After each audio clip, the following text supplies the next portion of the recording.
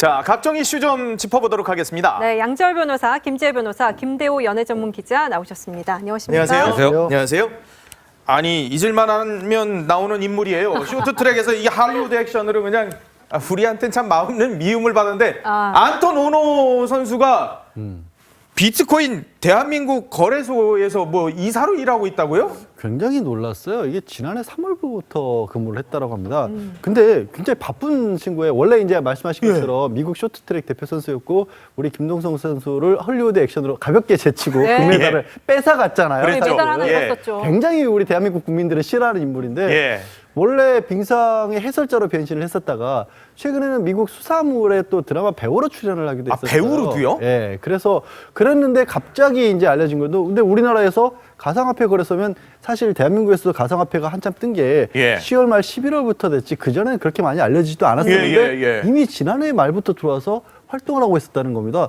도대체 이게 어떻게 된 일인지도 그 내용은 잘 안 알려졌는데 임원도 이제 비상근 이사로 이른바 영업 활동을 많이 한다는 거예요. 그래서 저는 앞에 설명드린 거랑 안 맞는 게 우리나라에서 인기가 그렇게 없는데 악명이 높은데 누구를 끌어들여서 비트코인 영업을 하는 걸까? 가상화폐 영업을 하는 근데 걸까? 뜨는 거에는 참 감각 있게 쏙쏙 들어가는군요. 뭔가 관심이 되게 많은 친구예요. 여러 가지 할 일이 많은 친구예요. 김재 변호사님, 그러면 이게 지금 오노가 홍보에 이용이 된 거예요? 아니면은 앞을 내다보는 미래를 보는 눈이 그러니까요. 굉장히 밝아서 이 업계에 뛰어들었다 이렇게 볼 수가 있을까요? 글쎄요, 그 뭐 정확하게 알기는 어렵지만 없죠? 아무래도 홍보에 이용될 가능성이 훨씬 많은데 원래 이 회사가 처음에 이 거래소인 코인링크만을 운영했던 그런 회사는 아니고요. 사실은 이제 무슨 뭐 유연탄 지원 사업이라든지 부동산 혹은 뭐 네트워크 솔루션 시스템 산업 등등의 어떤 자원 분야에도 조금 손을 댔었던 그런 회사더라고요. 이름이 물론 포스링크여서 저도 한번 찾아봤었는데 검색이 좀 어렵더라고요. 네. 근데 이제 지금은 보니까 이런 자원 분야에서는 좀 그 이익이 잘 나지 않아서 이 부분은 전부 접고 지금은 아마 이 가상화폐 거래소를 운영하는 것에 아무래도 집중을 하고 있는 그런 회사인 것 같아요. 근데 이 포스링크가 운영하고 있는 것으로 알려진 이 가상화폐 거래소인 코인링크는 사실 우리나라 사람들이 그렇게 많이 이용하고 있는 그런 거래소는 아니고요. 뭐 빗썸인가 거기가 제일 크다면서요? 예, 그렇죠. 그러니까 규모 면에서는 좀 굉장히 좀 소규모고 그리고 또 코인도 5가지 종류밖에 없는 이제 아직은 지금 시작 중인 일종의 벤처 회사라고 보시면 될 것 같습니다. 거기에 지금 안톤 오노가 비상근이지만 이사로 한국이랑은 인연이 참 많네요. 그렇죠. 2002년도로 거슬러 올라가게 되는데 트랙 이 동계올림픽 때 이 그 1500m 결선에서 이 김동성 선수에 대해서 이 헐리우드 액션으로 해가지고 이 뭐 양절 변호사님이 이야기하셨지만 정말 전 국민적인 분노를 사면서 이 김동성 선수의 이 금메달을 뺏어간 그 주인공이었는데 이 사람이 이제 이 우리나라 회사의 어떤 임원이라고 하니까 굉장히 또 어떤 목적을 가졌을까, 어떤 헐리우드 액션일까 이렇게 이야기를 하고 있는데 이 회사가 조금 실적을 살펴보면 영업이익이 1억 8천만 원이에요. 그리고 또 이 단기 순손실이 이 6,300만 원 수준이기 때문에 그다지 수익을 내거나 한 것은 아닌 것으로 봐서는 분명히 금전적인 목적보다는 홍보 목적에 의해서 약간은 좀 헐리우드 액션적인 측면에서 역시요 또?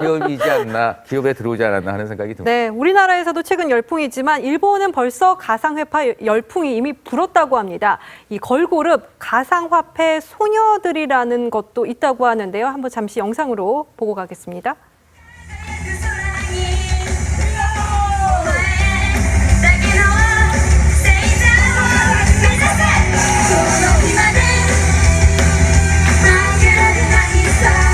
아니, 저게 지금 가상화폐 소녀들이라는 걸그룹이 지금 하는 거래요. 뭐 가명 같은 거 쓰고 있는데 저게 가상화폐인가? 네.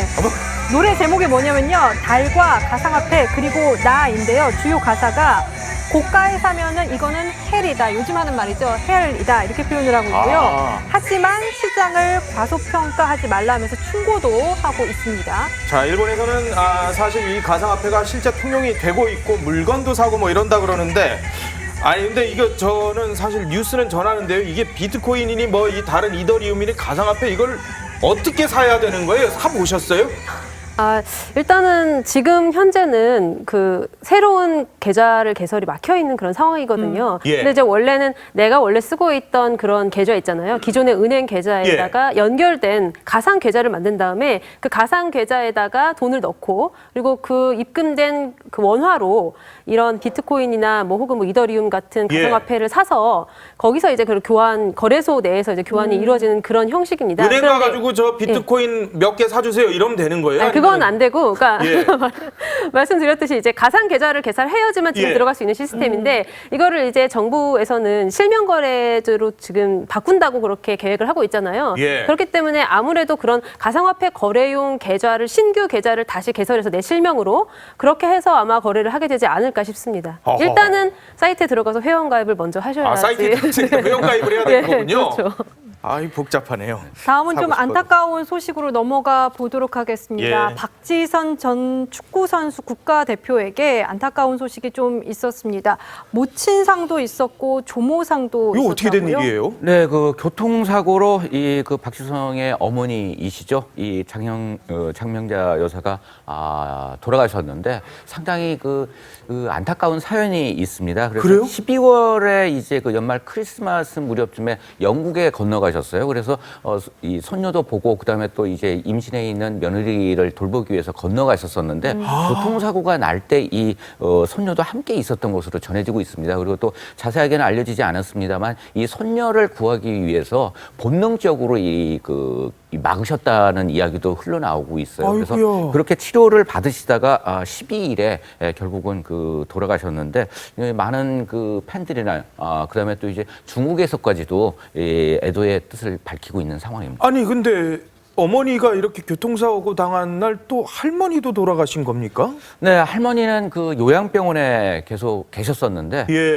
그러면서 이제 숙환으로서 이제 돌아가셨는데 하필이면 이게 이제 어머니와 그다음에 또 할머니가 돌아가신 날짜가 같습니다. 그래서 이 그 슬픔이 겹친 그런 경우이지 않나 하는 생각이 듭니다. 어느 누가 그렇지 않겠습니까마는 박지성 선수 역시 유독 부모님에 대한 애정과 감사의 마음이 깊었는데요. 그 발언 한번 들어보시죠. 어머님은 워낙 제가 부상당하고 이런 걸 너무나 싫어하셔서 뭐 제가 은퇴한다는 거에 대해서 뭐 전혀 반대를 안 하셨습니다. 좀 더 빨리 했으면 좋겠다는 생각을 가졌었던 것 같고요. 제가 여기까지 올 수 있었던 가장 큰 힘은 저희 부모님의 도움이 가장 컸다고 생각을 하고 있고요. 앞으로 제가 지금까지 진 빚을 계속해서 갚으면서 살아가야 될 거라고 생각합니다. 그동안 너무나 감사했고 사랑합니다. 네, 박지성 선수 아버지도 언론에 참 모습을 많이 드러냈었는데 그렇게 본다면 박지성 선수 아버지에게는 부인을 잃었고 그리고 어머니를 잃은 겁니다. 그러니까 저 집안이 뭐 어느 집안이나 특히 프로 선수까지 그렇게 성장할 때까지는 요즘은 이제 가족의 도움이 굉장히 절대적일 수밖에 없잖아요. 그런 거에 있어서 모범 사례처럼 평소에도 꼽혔던데요. 그러니까 뭐 집안의 뭐 화목함 이런 것도 유난히 좋았었고 또 온 집안이 정말 박지성 씨가 잘 되기를 바랐었고 처음부터 뭐 운동선수 되는 걸 그렇게 좋아하진 않았다고 해요. 아이들을 아끼는 마음도 굉장히 컸고 박지성 씨 일찍 은퇴한 것도 사실은 어머니가 부산 가는 건 못 보겠다. 그만해라. 이럴 정도로까지 아꼈었고 뭐 음식 먹는 거 하나하나 다 챙겼다는 게 예전에 저도 이제 축구 담당 기자를 잠깐 했었거든요. 그때도 일화가 유명했었어요. 유소년 때부터 가족들이 정말 아껴서 한다. 그리고 박지성 씨도 효자다라는 얘기가 많았었고 그렇게 가족 내에서도 굉장히 우애인 가족인데 말씀하신 것처럼 이 아버님 같은 경우에는 그러다 덜컥 아내가 또 그렇게 세상을 떠났고 어머님이 세상을 떠났었고 이 할머니 같은 경우도 어르신들은 사실 축구를 그렇게 잘할 수는 없잖아요. 그런데도 꼬박 맨체스터 유나이티드 선수 시절에는 새벽에 일어나서 경기 챙겨보시고 경로당 가서 자랑하시고 그게 낙이셨다고 합니다. 뭐 심지어 2006년도에 독일 월드컵 이럴 때는요. 뭐 저기 병원에서 링거 맞아가면서 다 경기 다 보실 정도로. 이 박지성 선수 그럼 이제 영국하고 서울 오가면서 장례 절차를 밟아야 되는 겁니까? 이게 참 복잡하네요. 참 그 어려운 상황인 것 같아요. 그래서 아직 그 장례 절차는 정확하게 알려지지는 않았습니다만 어머니의 이제 그 유해는 아직까지 영국에 있는 것으로 전해지고 있고 또 할머니도 이 수원 쪽에 있는 한 장례식장에서 장례가 치러질 예정이라고 하는데요.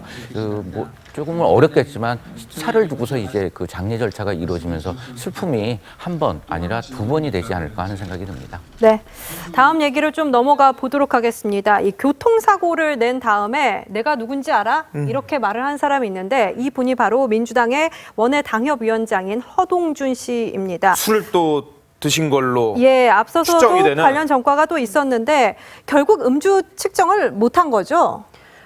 근데 이제 지난해 원래 12월 29일이었죠. 아마도 무슨 뭐 연말 파티 이런 것들이 굉장히 많았을 거예요. 이제 영등포의 한 도로에서 음주 운전 상태로 가다가 버스 뒤를 들이받은 겁니다. 네. 예. 그래가지고 이제 출동한 경찰을 향해서 음주 측정을 거부하는데 보통 이 음주 측정 거부가 통상적으로 우리 사례에서는 한 3번, 3회 정도 거부를 할 경우에는 이 음주 측정 거부로 이렇게 입건이 되게 됩니다. 아, 예. 예, 그래서 아무래도 지금 혈중 알코올 농도가 0.2%로 나왔기 때문에 어떤 방법으로는 지금 측정은 된 것으로 보이거든요. 아, 그래요? 예, 이미 아마 이제 그렇게 당시 현장에서는 측정을 안 예, 해. 하지만 경찰서까지 가서도 이제 계속 저항을 했다고 하죠. 예. 아마 그 상태에서 측정에 이제 응했거나 아니면 이제 그러니까 뭐 혈액 검사 등으로 이렇게 채취를 했을 것 예. 같은데 0.2% 혈중 알코올 농도라고 하면은 그건 굉장히 제정신으로 도저히 운전을 할 수 있는 정도는 아니고요. 사실 그러니까 혈중 알코올 농도의 수치를 봤을 때도 예. 재질이 좀 무거운 편이라고 볼 수 있겠습니다. 아니 근데 술을 드시기는 했습니다만 그래도 내가 누군지 알아라고 하는 거는 이게 좀 정말 부적절한 표현이잖아요. 정말 있어서는 안 될 일이죠. 게다가 음주 전과도 한번 있으신 분이고 본인이 어쨌든 원외위원장이긴 하지만 정치인이지 않습니까? 예, 예. 그러면 지난 뭐 몇 해 전부터 우리 사회에 가장 뭐 크게 사람들의 반향을 일으켰던 게 갑질로 올라왔잖아요. 그럼요. 갑질인데 예. 이 더군다나 현 정권과 굉장히 가까운 분이었고 요즘 한참 이제 뭐 진보적 인사, 요즘 과거에 학생 운동을 했던 분들에 대한 이미지도 좋은 시점인데 예. 전형적인 운동권 출신이거든요. 중앙대 총학생회장 출신으로. 아, 예. 그리고 원외에서 정치인으로서 이분이 좀 잘 안 풀린 우여곡절이 많아요. 굉장히 맞아요. 뭐 공천도 예. 받으려고 하면 전략 공천 생각이 예. 되는 바람에 밀려나고 해서 좀 정치권에서 좀 본인이 그게 좀 안 풀려서 그런 건지 술을 좀 과하게 0점이면 적어도 소주 한 병 반 정도는 드신 것 같거든요. 아, 현장에서. 그렇고 운전해서는 안 되죠. 그러니까 본인도 해서는 안 될 일을 하신 것 같은데 예. 많이 안타깝네요. 그러니까 잘못했지만 잘못했다는 게 명백하고 정치인으로서는 사실 안타까워. 해서는 안 될 예, 일을 예. 왜 했을까 싶어요. 네, 안타깝다는 얘기가 지금 나오고 있지만 어쨌든 허동준 위원장은 예측 불허 행동으로도 잘 알려져 있기도 합니다. 관련 영상을 한번 보시죠. 동작을 보궐선거에 출마라는 당의 결정을 수용하기로 20년 직위인 허동준 후보에게는 형상의 빚을 지게 되었습니다. 나오라고! 다 죽어요, 다 죽어요! 안 돼요, 안 돼! 이거는 안 됩니다! 우리 민주화운동 세대 다 죽...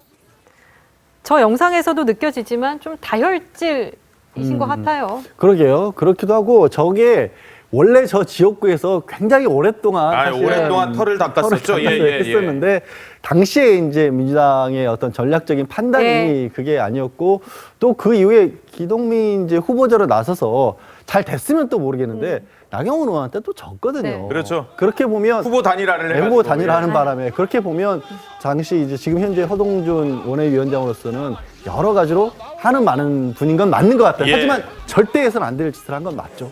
아니 근데 또 이 허동준 위원장이 음주운전 논란이 계속 있었는데 그 뒤에 SNS에 또 김장봉사 활동 네. 사진을 또 올렸다가 그게 비공개로 또 전환. 논란이 됐는데 그걸 또 다시 비공개를 지금은 이제 했어요. 내렸어요. 예. 차라리 그냥 놔뒀으면 굳이, 네. 하는 생각이 드는데 이 비공개로 하고 나서 이제 그 뜬금없이 그 김장봉사하는 그 사진을 걸어만 놓은 것입니다. 그래서 더 왜 그럴까? 이게 사진이 뭘 의미하느냐 이런 그 비난이 있었는데 결국은 조금 난처한 입장이기 때문에 결국은 이 자신의 SNS 관리를 들어가지 않았나 하는 생각이 듭니다. 어떻게 되는 거예요? 0.2면은 입건이 되는 겁니까? 아니면 그냥 뭐 벌금? 그러니까 이미 운전면허가 지금 취소된 상황이고 예. 그리고 음주 상태에서 어쨌든 사람이 뭐 탑승하고 있었는지 여부는 아직 밝혀지지 않았지만 아무래도 버스다 보니까 사람이 탑승했을 여부도 굉장히 많죠. 네. 왜냐하면 예. 뭐 업무상 과실치사상도 같이 적용이 되고요. 특히 음주 측정을 거부한 다음에 어쨌든 음주운전이 되면은 음주 측정 거부 역시도 음주운전과 동일하게 처벌이 됩니다. 아.